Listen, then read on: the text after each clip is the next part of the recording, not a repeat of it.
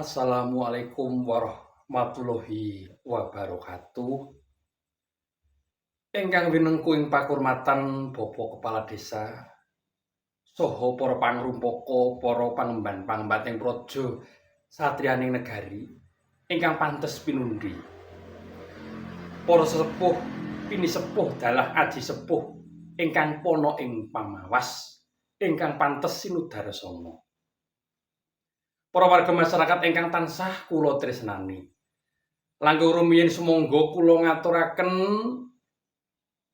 kula dalah panjenengan sami-sami muja syukur wonten ngarsa dalem Gusti Allah Subhanahu wa taala.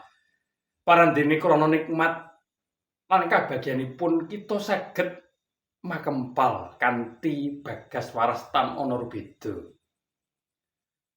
Salajengipun mugi-mugi shalawat salam katur dumateng junjungan kita Nabi besar Nabi Muhammad sallallahu alaihi wasallam ingkang kita tenggo sapatipun benjang wiwit alam donya ngantos dumugi ing delahan.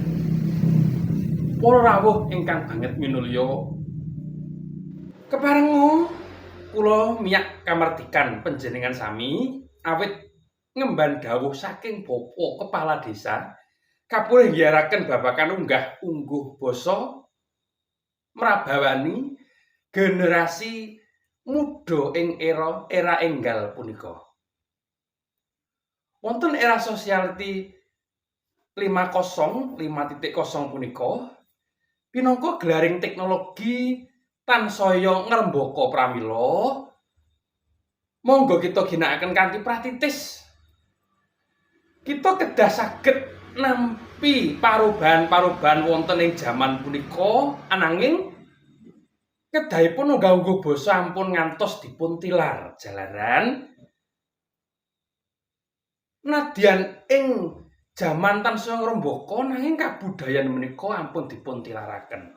Pramila para kadang monggo kula tansah paring pemut dumateng panjenengan sami babagan unggah-ungguh Jawa mliginipun tata krama sarta trapsila jalaran punika pinangka dados jati dirinipun tiyang Jawi dados pepuntoning nadyan jaman tansaya maju lan berkembang nanging kita kedah saged nglestantunaken kabudayan Jawi ingkang adiluhung menika. Para rawuh kakung semawan putri ingkang bagya mulya, ing wusana kula namung saged klungsu-klungsu nderek kudu nggigah semangat anggenipun tansah njunjung kabudayan Jawi ingkang tansah adiluhung. Ambuk bilih kathah atur kula tebih saking tata krama ugi ndamel cuaning penggalih panjenengan sami. Kula nyuwun agungi samudra pangasami cekap semanten. Wassalamualaikum warahmatullahi wabarakatuh.